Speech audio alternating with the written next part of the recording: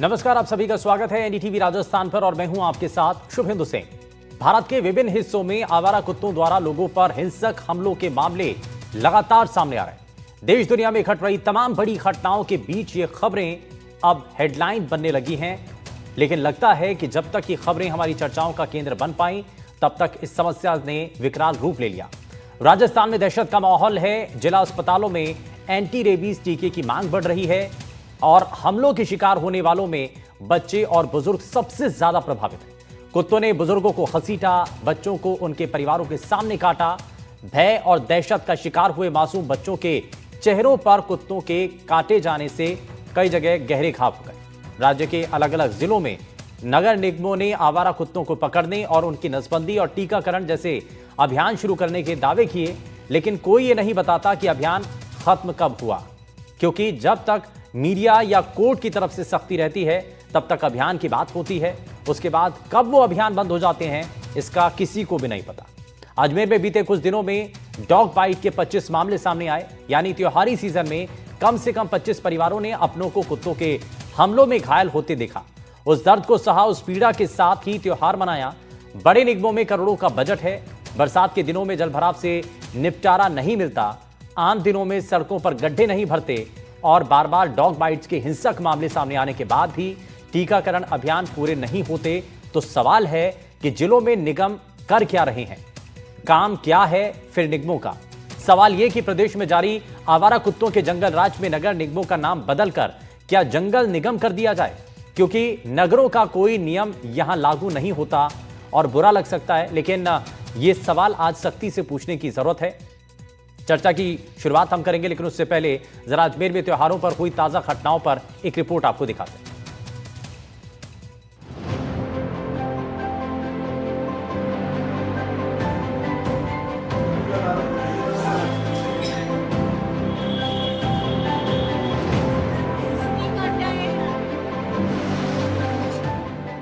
जिस वक्त लोग दीपावली की खुशी में मिठाइयां खाते खिलाते हैं, उस वक्त अजमेर जिला अस्पताल के टीकाकरण केंद्र के बाहर खड़े होकर इन लोगों ने एंटी रेबीज के टीके लगवाए हैं। आवारा कुत्तों के आतंक का शिकार हुए इन लोगों में बच्चे भी हैं, युवक भी और महिलाएं भी। दीपावली के त्योहारी सीजन के दौरान अजमेर में कुत्तों के हिंसक मामलों में बेतहाशा बढ़ोतरी देखी गई। सुप्रीम कोर्ट के सख्त रुख के बाद निगम की तरफ से आश्वासन तो ये था कि सभी आवारा कुत्तों का टीकाकरण किया जाएगा, लेकिन एंटी रेबीज क्लिनिक के बाहर तो इंसानों की लंबी कतारें देखी जा रही हैं। अजमेर संभाग के सबसे बड़े जवाहरलाल नेहरू अस्पताल में सामान्य दिनों में जहां औसतन 2 से 4 मरीज ही इलाज के लिए आते हैं, वहीं बीते 48 घंटों में 25 मरीज पहुंच चुके हैं। अस्पताल के एंटी रेबीज क्लिनिक में मरीज की भीड़ जमा है। प्रशासन के लचर रवैये से सुप्रीम कोर्ट के सख्त रुख के बावजूद हालातों में बदलाव देखने को नहीं मिल रहा। मामले में बढ़ोतरी से डॉक्टर भी परेशान हैं। डॉक्टर दीपावली में शोर शराबा और चमकती रोशनी से कुत्तों के भड़कने की आशंका जता रहे हैं, लेकिन अब तक हर दीपावली पर ऐसा नहीं होता था। क्यों आखिर ये मामले साल दर साल बढ़ रहे हैं, ये चिंता का बड़ा विषय है। और उससे भी बड़ी चिंता ये कि शहरों में नगर निगम की सरकारी इमारतों में बैठे अधिकारी खुद कौन सा टीका लगवा कर बैठे हैं कि उन पर न छोटे मासूम बच्चों की चीख पुकार का कोई असर होता है, न बुजुर्गों में पसरते जा रहे डर और दहशत का।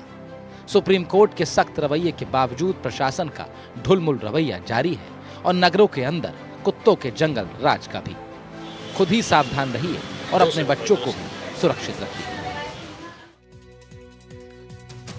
और लगातार ऐसे कई घटनाएं सामने आ चुकी हैं जिसमें बच्चों से लेकर के बुजुर्ग तक ऐसी घटनाओं के शिकार होते हैं, लेकिन सवाल यह कि निगम की भूमिका इसमें क्या है और निगम आखिर इस पर कर क्या रहा है। कई अभियान चलाए जाते हैं, उन अभियानों का क्या और क्यों नहीं सड़क पर होने वाले ऐसे डॉग बाइट्स के मामलों पर सख्ती के साथ कदम उठाए जा रहे हैं और सड़क पर चलते वक्त किन बातों का ध्यान रखना चाहिए। क्या ऐसा भी है कि इंसानों की गतिविधियों को देख करके जो डॉग्स हैं वो हिंसक हो जाते हैं और कैसे उनसे बचा जा सकता है, और अगर कभी किसी के सामने ऐसी परिस्थिति बन जाती है तो उन लोगों को क्या ध्यान रखने की ज़रूरत है, डॉक्टर्स के पास जा कर के जो है किन बातों का ध्यान रखने की ज़रूरत है। इन तमाम चीज़ों को हम ज़रा यहाँ पर समझने की कोशिश करते हैं और इस बीच हमारे साथ खास पैनल कार्यक्रम में जुड़ गया है जरा सबसे पहले आपको मिलवा देते हैं उनसे। हमारे साथ पशु चिकित्सक डॉक्टर अनूप पांडे जी कार्यक्रम में हैं। सर बहुत स्वागत है आपका। हमारे साथ जयपुर पूर्व निगम कमिश्नर ओपी गुप्ता सर कार्यक्रम में जुड़ गए हैं। गुप्ता सर बहुत स्वागत है आपका। हमारे साथ सुप्रीम कोर्ट के अधिवक्ता आदित्य जैन जी कार्यक्रम में हैं। आदित्य जी बहुत स्वागत है। और पशु कल्याण कार्यकर्ता मरियम अबू हैदरी हमारे साथ कार्यक्रम में है। मरियम जी बहुत स्वागत है आपका। और हमारे साथ मूलचंद अस्पताल के सीनियर डॉक्टर अब्बास अली खताई जी कार्यक्रम में जुड़ गए हैं।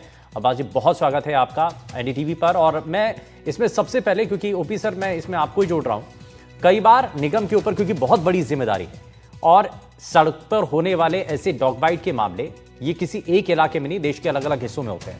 अब इससे ये भी समझ में आता है कि लोकल बॉडीज कितना काम कर रहे हैं। इसमें सबसे बड़ी कमी कहाँ आ रही है और क्यों ऐसी घटनाएं बढ़ रही हैं, जबकि इस पर एक अच्छा खासा खर्च भी होता है, इस पे अभियान चलाए जाते हैं, लेकिन उसके बावजूद भी इनमें कमी क्यों नहीं आ रही है? कारण क्या है सर? देखिए, इसमें कमी आसान काम नहीं है। सुप्रीम कोर्ट को एक ऑर्डर जारी करना पड़ता है, सबको ऑर्डर जारी करना पड़ता है। आपको स्ट्रीट डॉग गली गली में है और लाखों की तादाद में हो गए हैं ये। अब इनको आप कहाँ तक पकड़ेंगे, कहाँ तक टीके लगाएंगे? ये निगम के पास और भी बहुत सारे काम होते हैं, उनको करने इतना स्टाफ नहीं होता है, नहीं इतने पैसे होते हैं। इनका एक भी उपाय होता है कि भाई इनकी नसबंदी करके फिर वहीं छोड़ना होता है। नहीं इनका कोई बड़ा बनाया सकता है, नहीं पकड़ के कहीं रखा जा सकता है, या तो इनको नष्ट किया जाए, मारा जाए, जो पहले करते थे। लेकिन अब सुप्रीम कोर्ट और कई लोगों ने कर दिया, नहीं साहब इनको मारना नहीं चाहिए, जबकि उसका उपाय सबसे बड़ा यही होता था, पहले यही करते थे तो ये नष्ट हो जाते थे। अब इनको नसबंदी कहाँ तक होगी? जयपुर नगर तो गुप्ता निगम सर आप ये कह रहे हैं कि पहले इसका उपाय सिर्फ उनको मार देना होता था, इसके अलावा कोई दूसरा उपाय था नहीं, लेकिन दूसरा उपाय सक्सेस नहीं होता था। हाँ। आज भी सक्सेस नहीं हो रहे हैं, कहीं भी जो कर रहे हैं कोई सक्सेस नहीं हो पाते। कारण क्या? सर ये तो कोई उपाय नहीं हुआ ना। किसी को अगर आप, चाहे पशु भी है, कोई जानवर है, अगर आप उसको मार देंगे और यही आप उपाय मान करके चलेंगे तो ये तो ठीक नहीं है। अब सवाल सर ये कि इतना मोटा जो पैसा आता है, जो एनजीओ इसमें काम कर रही है, स्वयंसेवी संस्थाएं इसमें काम कर रही हैं, उनको क्यों नहीं जोड़ा जाता है? संस्थाएं कर रही, तो संस्थाएं कुछ करती नहीं है इस काम में। कुछ वही जो एनजीओ है जो थोड़ा बहुत कभी नसबंदी में वो हेल्प करते हैं, बाकी कोई एनजीओ भाषण देने में होते हैं, कोई रियल प्रैक्टिकल में कोई काम करना नहीं चाहता। नहीं इसमें हो संभव होता है। इनको कहाँ रखे बताइए आप? कहीं से कुत्ते पकड़ते, कंप्लेंट आती है साहब यहाँ से कुत्ते पकड़िए, आप पकड़ लिए, फिर क्या क्या करें उनका? फिर वापस आके कहीं नसबंदी करके छोड़ते वहीं पर लाके, और दूसरी जगह रहते नहीं। कहीं भी छोड़ दो कुत्ते को, हाँ। जयपुर के इस कोने से पकड़ोगे, दूसरे कोने में छोड़ दो, वापस 2 दिन बाद वहीं आ जाएगा वो।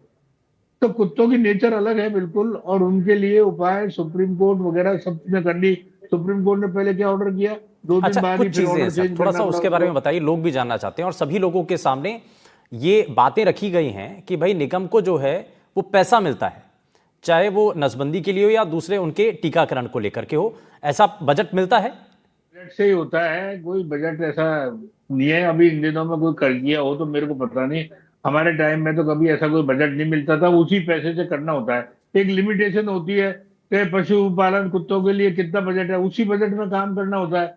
और वो खर्चा तो होता है करोड़ों के लिए। अगर इनको सारों को करे, करोड़ों रुपया चाहिए हर महीने, जब जाके इन पे कंट्रोल हो सकता है। और लेकिन पैसा लिमिटेड होता है, टेंडर होते हैं और कामों के लिए, सड़कें बनाए या नालियां बनाए या सीवर लाइन डालें, ये कामों के लिए पैसा कुत्तों के लिए कहाँ तक खर्च करेगी निगम? निगम का बजट लिमिटेड है। कहने को सब बातें होती है, भाषण देने के लिए कुछ भी हो, लेकिन प्रैक्टिकल में यही है कि इतना पैसा होता नहीं है निगमों के पास। जबकि जयपुर वगैरह बड़ी सिटी में तो है भी नसबंदी का सिस्टम, छोटी जगह तो है भी, ये भी सिस्टम नहीं है। आप कह दो पकड़ लेंगे एक दिन, दूसरे दिन छोड़ देंगे, दूसरी जगह छोड़ देंगे।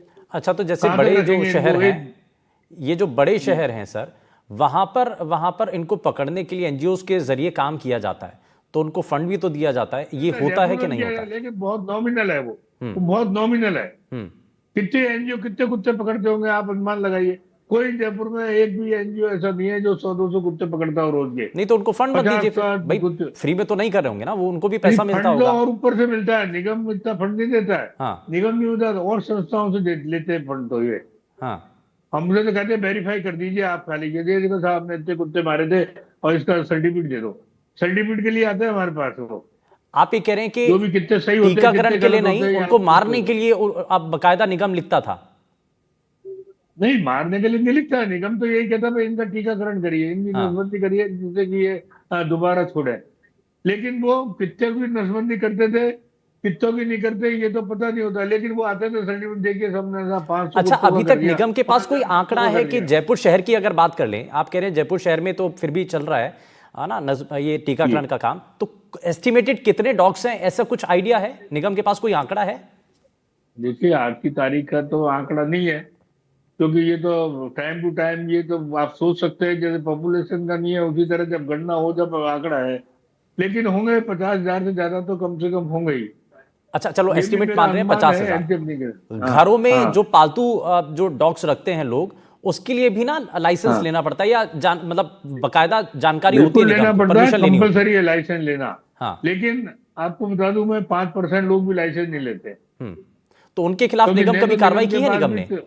हाँ हाँ, बहुत कम। क्या है जी, पब्लिक से जुड़े मामले होते हैं, इनमें कार्रवाई करें, कोई भी डॉग रखने वाला साधारण आदमी तो होता नहीं है, 10 फोन कराएगा वो, अरे साहब क्या है, अब ठीक है ले लेगा लाइसेंस, अभी नहीं लिया तो कोई बात नहीं है, बस वो यही होता है। नहीं तो निगम के पास इतना स्टाफ है, हर घर घर जाके चेक करे, उनको लाइसेंस दे, कोई आ जाता है तो उसका लाइसेंस बन जाता है, हम्म। नहीं आता है तो कार्रवाई कभी कभी ऐसा कोई आता है ऊपर से निर्देश तो हाँ। कर देते हैं, बाकी अच्छा, रेगुलर कोई नहीं घटना है, हो दिस इज जाती है तो नॉट उसके बाद चेक रेगुलर। कर लेते हैं, उसके बाद कार्रवाई कर बिल्कुल देते हैं। बिल्कुल बिल्कुल, ये ठीक है। फैक्ट तो यही है। हाँ, ये सच्चाई है, ये असल सच्चाई है। चलिए, ये बहुत अच्छा लगा गुप्ता सर, आपने बहुत जो है साफ सफाई के साथ आपने बताया है।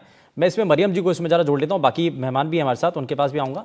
मरियम जी, अब देखिए, जो ग्राउंड रियलिटी ये है कि जो अलग अलग एनजीओज इस पर काम कर रही हैं, अलग अलग जो संस्थाएं काम कर रही हैं, वो इसमें उतनी भूमिका नहीं निभा रही हैं। क्या आपको लग रहा है कि निगम के साथ कोऑर्डिनेशन उतना ठीक नहीं है, या फिर जयपुर शहर या और जो दूसरे इलाके हैं वहां पर कोऑर्डिनेशन की कमी है, बजट नहीं मिलता है, या एनजीओज उतना काम नहीं करती हैं? क्या इसका सॉल्यूशन हो सकता है, या ऐसे ही छोड़, मतलब अभी तक तो ऐसे ही है और आगे भी ऐसा ही रहेगा क्या? मैं सिर्फ इतना ही कहना चाहूंगी कि मैं थक गई हूँ ये डिस्कस कर करके कि ये प्रॉब्लम जो है नगर निगम से शुरू हुआ है।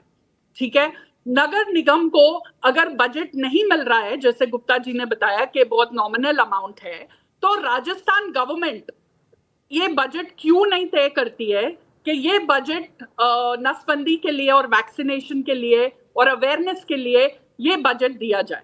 ठीक है, दूसरी बात, हम बार बार जाते हैं एनजीओज, बार बार नगर निगम पे जाते हैं और कहते हैं हम आपके साथ काम करना चाहते हैं, और एनजीओज काम कर रहे हैं। जयपुर शहर की बात मिस्टर गुप्ता से मैं बिल्कुल ही सहमत नहीं हूं, क्योंकि जयपुर और उदयपुर और बहुत सारे ऐसे शहर हैं जहां एनजीओज जमकर काम कर रही है।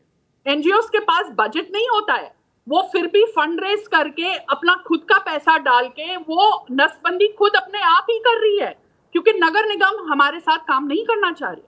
हम कुछ ही दिन पहले राजस्थान जयपुर के नगर निगम हेरिटेज के पास हम गए थे एक रिप्रेजेंटेशन के साथ, हमारे रिप्रेजेंटेटिव, वहां क्लियरली लिखा है कि जिसको कॉन्ट्रैक्ट दिया जा रहा है टेंडर में वो ब्लैक लिस्टेड ऑर्गेनाइजेशन है। यहां पे आपको समझने की जरूरत है कि कितनी करप्शन होती है। एक टेंडर किसी को मिलने के लिए उसको ब्राइब करना पड़ता है, और अगर वो 800 जो भी लोअर अमाउंट को टेंडर मिला जाता है, जैसे अगर मैं जाऊं, मेरा एनजीओ जाए और बोले कि मैं 800 रुपए में करूंगा, और दूसरा एनजीओ बोले कि मैं गवर्नमेंट रेट पे जो 1650 है, 1650 है, मैं उसमें करूंगा, तो टेंडर किसको मिलता है? लोअर अमाउंट वाले को। लोअर अमाउंट वाले को अंडर द टेबल रिश्वत भी देना पड़ता है ताकि उसको कॉन्ट्रैक्ट मिले। तो वो 800 रुपए में वो सर्जरी करेगा सही ढंग से, या वो प्रिटेंड करेगा? सीसीटीवी तो होता नहीं है ऑपरेशन थिएटर में।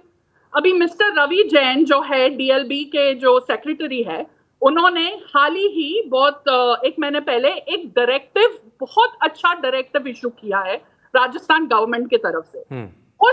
उस डायरेक्टिव को अभी लागू करना जरूरी है। उसमें क्लियरली लिखा है कि नगर निगमों और नगर परिषद को किस तरह से एनजीओ से मिलकर काम करना चाहिए। अगर नगर निगम बिना एनजीओ सोच रहा है कि बिना एनजीओ से ये काम हो पाएगा, बिल्कुल ही नहीं हो पाएगा। हमें साथ लेके चलिए, क्यों नहीं लिया जाता है? हमको मॉनिटरिंग कमेटी नहीं बनाया गया है। पशु क्रूरता अधिनियम और पशु नसबंदी का जो नियम है उसमें क्लियरली लिखा हुआ है कि मॉनिटरिंग एक कमिटी होनी चाहिए, किस तरह से प्रोग्राम रन होना चाहिए। तो ये जो बोला जा रहा है, मिस्टर गुप्ता ने जो बोला है कि पहले मारा जाता था तो वो सही था, बिल्कुल ही नहीं।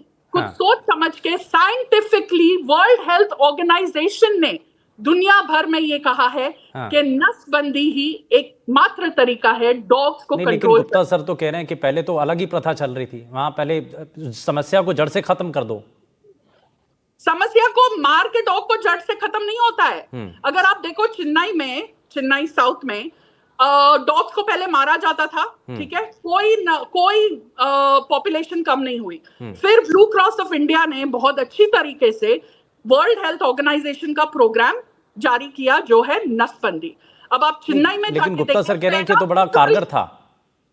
सॉरी, गुप्ता सर तो कह रहे हैं ये तो बड़ा कारगर था। कारगर का मतलब कारगर था और आज भी कारगर होता है। बिल्कुल नहीं, बिल्कुल नहीं। मैं आपको एक चीज बता दूं कि अगर आप नसबंदी करोगे तो ये बहुत ही अच्छा तरीका है पॉपुलेशन कंट्रोल करने में। हमारे डिफरेंट सोसाइटीज में देखें, हमने खुद ही पर्सनल फंड्स डाल के हमारे डॉग्स को का नसबंदी किया है। तो वो नसबंदी से तुरंत समस्या हल होती है। नसबंदी से तो वो बच्चे नहीं होंगे, कुत्ता तो वही का वही रहेगा। बिल्कुल नियंत्रण। मैं आपको एक चीज बता दूं गुप्ता जी, नियंत्रण अगर आप नसबंदी करोगे तो पॉपुलेशन कम होगी। प्रॉब्लम कहाँ आती है? जहां ये प्रोग्राम डिसकंटिन्यू हुआ है बीच में, या ऐसे एनजीओस को दिया जा रहा है कॉन्ट्रैक्ट जो नसबंदी के नाम पे सिर्फ एक फ्रॉड चला रहे हैं। Gupta sir, under the table वाली जो कहानी है ना, वहां से खराब हो रही है। देखिए सब ये अंडर टेबल, ये तो सब कहने की बातें होती है। हर दुनिया में क्या क्या होता है सबको पता है। तो एनजीओ कितने लोग सही काम करते हैं ये आपको पता है, मेरे को पता है। 50 कुत्ते वो नसबंदी करेंगे नहीं, 500 का सर्टिफिकेट मांगते हैं, उसके लिए प्रेशर डालते हैं। और वो हर जगह सिस्टम वही है। मतलब लोग जबरदस्ती ये चाहते हैं साहब मारेंगे नहीं, 50 कुत्तों की नसबंदी नहीं करेंगे, 500 का सर्टिफिकेट दे दो, इसलिए उनको पैसे मिल जाएंगे। लेकिन सॉल्यूशन क्या है? मैं इसमें अब लोगों के मन में सवाल है। देखिए, लोग तो सड़क पर चलने में भी डर रहे हैं, बच्चों को अटैक कर रहे हैं। अब इसका सॉल्यूशन क्या होना चाहिए? देखिए टाइम पर जब तक ये कुत्तों को नष्ट करने एक्ट में प्रोविजन है, इनको खत्म किया जाए। लेकिन अब ये सब एनजीओ आ जाते हैं, कोई कोर्ट्स आ जाती है, साहब ये मत करो, कुछ हल करो। हल क्या है? नसबंदी से तुरंत तो रिलीफ मिलता नहीं है। नसबंदी करने से तुरंत कोई रिलीफ नहीं मिलता है। आप कर दो, धीरे धीरे जाके रिलीफ मिलेगा। नहीं गुप्ता जी, आप ये कह रहे हैं स्टेट टीवी पे कि कुत्तों को मारना चाहिए, ये आप कह रहे हो? बिल्कुल मारना चाहिए, मारते तो ये इलीगल बात कही है आपने। कुछ स्टेट करती है, पहले करते थे। इंसान भी दहशत फैलाते हैं, रेपिस्ट भी दहशत फैलाते हैं, तो उनको क्यों नहीं खत्म किया जा रहा है रेपिस्ट को? कुत्तों का प्रॉब्लम नहीं है, ये नगर निगम का प्रॉब्लम है। नगर निगम का कोई प्रॉब्लम नहीं है। नगर निगम तो जो जितनी करती है उतनी कैपेसिटी करती है। लेकिन जब कोई उपाय है, पॉपुलेशन कंट्रोल होगी। अवेयरनेस में पैसे नहीं डाले जा रहे, बच्चों को पता नहीं। लेकिन सर, लेकिन इसमें टीकाकरण को लेकर के जब पहले से ही कहा जाता है, क्यों नहीं उस पर आखिर बात की जाती है और उस समाधान की तरफ क्यों नहीं बढ़ा जाता है? होता है, रेगुलर प्रोसेस है। और बजट अगर नहीं है तो डिमांड भी करना चाहिए भाई। ऐसा तो है नहीं कि बजट नहीं मिलेगा और सरकार ने हाथ तो खड़े नहीं किए। आप एक बार अपील तो कीजिए, उसके बाद अगर नहीं मिलता तो आप बात करिए। 1650 ठीक है, मैं एक कल्पना करिए, 1650 रुपए एक कुत्ते की नसबंदी का है। हाँ, अब आप सोचिए अगर 1 लाख कुत्तों की नसबंदी करेंगे, कितने रुपए खर्च होंगे? फिर उसका बजट कौन देगा? और फिर उससे समस्या हल होगी नहीं, फिर धीरे धीरे वो एकदम तो खत्म होगी नहीं, फिर चलता रहेगा मामला, फिर वापस वही कुत्ते हो जाएंगे, तो समस्या हल नहीं होगी। सेंट्रल गवर्नमेंट और एनिमल वेलफेयर बोर्ड के तरफ से और स्टेट गवर्नमेंट के तरफ से बजट है, मांगो वो बजट। हम कब से मांग रहे हैं? ठीक है, हर स्तर पर कोशिश करने की जरूरत है। मैं इसमें ठीक है, मैं थोड़ा सा आगे बढ़ता हूं। ठीक है, मैं गुप्ता सर मैं वापस लौटता हूं आपके पास भी। हमारे साथ अब्बास अली खताई जी भी हैं। सर, इसमें एक चीज बताइए कि अब कभी ऐसा हो जाता है तो कई बार लोग भी जो है ना, कई बार अटैक हो गया या डॉग बाइट का कोई केस सामने आ गया तो उसमें कुछ लापरवाहियां भी होती हैं। लोग जो हैं डॉक्टर के पास नहीं जाते हैं, कई बार कुछ देसी उपचार करने लगते हैं। ऐसा नहीं करना चाहिए। आप क्योंकि एक्सपर्ट हैं, आप लोगों को क्या सजेस्ट करना चाहेंगे इसमें? हाँ जी, तो जो रेबीज होता है, जो एनिमल बाइट से होता है, ये जानलेवा बीमारी है और इसका कोई ट्रीटमेंट नहीं है दुनिया में। पूरी दुनिया में अभी तक शायद सिर्फ 30 लोग बचे हैं रेबीज से। तो अगर कभी भी बाइट होता है तो एक तो वैक्सीन बहुत जरूरत है और डॉक्टर को दिखाना है, और हम उस बाइट को ग्रेड करते हैं 3 कैटेगरी में से कौन सा कैटेगरी है, और उस हिसाब से ट्रीटमेंट चलता है। कैटेगरी 1 में कोई ट्रीटमेंट देने की जरूरत होती नहीं है, 2 में सिर्फ इंजेक्शन, और 3 में इंजेक्शन और इम्यूनोग्लोबुलिन देना होता है। तो अगर आप एक बार वैक्सीनेटेड होते हैं तो फ्यूचर में भी अगर कभी बाइट होता है तो उससे आप प्रोटेक्टेड रहते हैं काफी हद तक। और काफी लोग प्रोफाइलैक्टिकली, मतलब कभी बाइट के पहले ही अपने आप को वैक्सीनेट करते हैं ताकि फ्यूचर में वो सेफ रहे। तो कभी, और दूसरी चीज है, बाइट इन्फेक्ट भी हो जाते हैं तो उनमें इन्फेक्शन के चांसेस हाई होते हैं, तो उनमें एंटीबायोटिक्स और बाकी ट्रीटमेंट जरूरत होता है। तो कभी इसको नजरअंदाज बिल्कुल नहीं करना चाहिए। नजरअंदाज नहीं करना चाहिए, जानलेवा ये एक तरीके से बीमारी बन जाती है और इसलिए आपको बहुत ज्यादा ध्यान रखना है। अगर कभी डॉग बाइट का ऐसा मामला सामने आए तो आपको तुरंत डॉक्टर के पास जाना चाहिए। गुप्ता सर कुछ कह रहे हैं, मैं गुप्ता सर का जरा जल्दी से रिएक्शन ले लेता हूं, उसके बाद मैं अनूप जी आपके पास चाहता हूँ। हाँ, क्या ये फैक्ट है कि नहीं है कि ये नसबंदी के बाद कुत्ते और ज्यादा वो एग्रेसिव हो जाते हैं और इस कारण डॉग बाइट्स बढ़ती है? क्या ये फैक्ट है या नहीं है? इस पर गौर बताइए। नहीं, क्या गुप्ता सर क्या कह रहे हैं आप? मैं ये कह रहा हूँ नसबंदी करने के बाद कुत्ते ज्यादा एग्रेसिव हो जाते हैं, इससे डॉग बाइटिंग बढ़ती है। ये फैक्ट है या नहीं है, ये मैं जानना चाहता हूँ। अच्छा, अब मैं इसमें मैं मरियम जी आपसे जवाब लूं, लेकिन उससे पहले मैं अनूप जी को इसमें जोड़ रहा हूं। अनूप जी, क्या ऐसा होता है? ये गुप्ता सर ने एक बड़ा अच्छा सवाल यहां पर उठाया। उन्होंने कहा है कि भाई अगर टीकाकरण कर दिया जाता है, नसबंदी कर दी जाती है, तो क्या उसके बाद डॉग बाइट की केसेस बढ़ जाते हैं, बहुत ज्यादा एग्रेसिव हो जाते हैं कि डॉग? थैंक यू मुझे यहाँ जोड़ने के लिए। एक्चुअली जो अभी काफी देर से मैं सुन रहा हूँ इस डिबेट को, तो कुछ बातें बड़ी ही अपसर्ड सी लगती हैं। पहली बात तो जो अभी का सवाल है तो बिल्कुल गलत है। नसबंदी के बाद टेनिंग होती है, बेसिकली नेचर सॉफ्ट होता है, कभी भी एग्रेसिवनेस बढ़ता नहीं है। पहली चीज जो ये गुप्ता सर कह रहे हैं एक सरासर गलत है। ऐसा पॉसिबल ही नहीं हो सकता कि कोई डॉग नसबंदी के बाद बाइटर बन जाए, पहली चीज। और दूसरी बात, जो सलूशन की बात है, डॉग को मारना, ये तो बिल्कुल भी समझ से परे है कि ये सोच कहाँ से उत्पन्न होती है।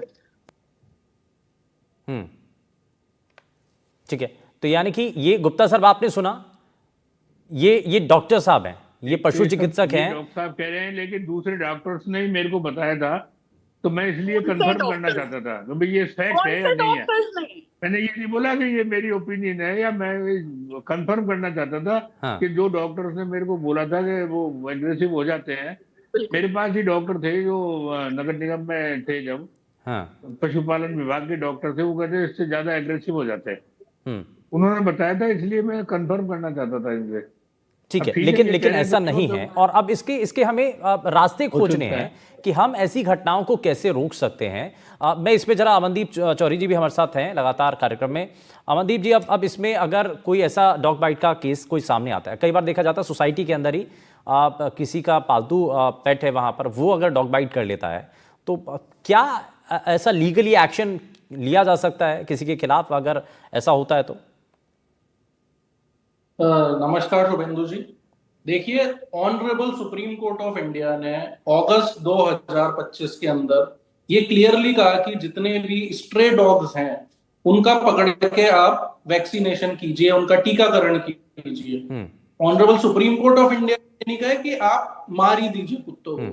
पॉइंट नंबर 1, तो वैक्सीनेशन एंड टीकाकरण बहुत जरूरी है। आपके पड़ोस में अगर कोई डॉग है, अगर वो आपके बच्चे को काट लेता है, तो उसका एक ही समाधान है कि आप नगर निगम की टीम को इन्फॉर्म कीजिए, क्योंकि आज नगर निगम वाले आपने देखा होगा, लेकिन निगम तो हाथ खड़े कर रहा है। निगम में तो कह रहे हैं कि भैया बजट ही नहीं है, तो वो क्या करेंगे फिर?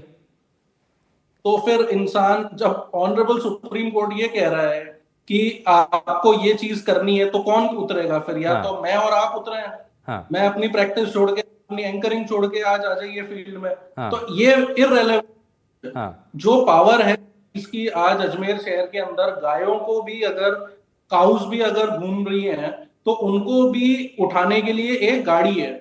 लेकिन सबसे बड़ी प्रॉब्लम ये है, गायों को पकड़ना आसान है और डॉग्स को पकड़ना थोड़ा मुश्किल है। हाँ। इसीलिए शायद नगर निगम इस चीज को एक प्रॉब्लम बता रही है कि हमें डॉग्स को पकड़ना मुश्किल है या उनका जो वैक्सीनेशन है वो करना मुश्किल है। हाँ। तो जब गाइडलाइन के अकॉर्डिंग यही है कि आपको लॉ ये नहीं कह रहा कि आप किसी को भी मारिए, मारना लॉ नहीं है, यही कह रहा है बल्कि आपको टीकाकरण करके नसबंदी के जरिए उनको रोक सकते हैं, उस ग्रोथ को रोक सकते हैं। बिल्कुल। मैं जरा, समय थोड़ा सा कम है, मैं जल्दी से अनूप जी से एक रिएक्शन इस पर लेना चाह रहा हूं। अनूप जी, कुछ स्पेसिफिक टाइम है जिस समय ज्यादा ऐसी डॉग बाइट की घटनाएं सामने आती हैं, या उस समय हमें कैसे बचना चाहिए? कुछ इंडिकेशन जो सड़क पर चलने वाले लोग हैं, थोड़ा कुत्तों से बच करके रहें, थोड़ा सा, क्या कोई तरीका भी है उनसे थोड़ा सा बचने का, या उनको पुचकार करके, सहला करके साथ रखने का? मेरी आवाज आ रही है? जी जी।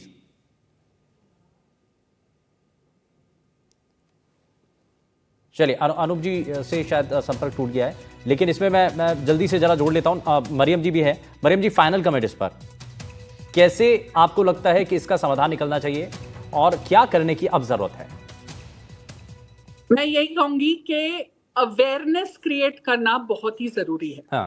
गवर्नमेंट को इसमें बजट डालना ही पड़ेगा कि अगर आपको कोई डॉग अप्रोच कर रहा है तो आपको क्या करना चाहिए, और इसमें भी एनजीओ की सहायता लेना बहुत जरूरी है, क्योंकि गवर्नमेंट को तो ये बात नहीं पता है ना, ये एक्सपर्ट्स को पता है। एक्सपर्ट्स कौन है? एनजीओ और एनिमल एक्टिविस्ट, है ना, तो उनको जोड़ना जरूरी है। दूसरी बात, आप डॉग से अच्छे व्यवहार करें।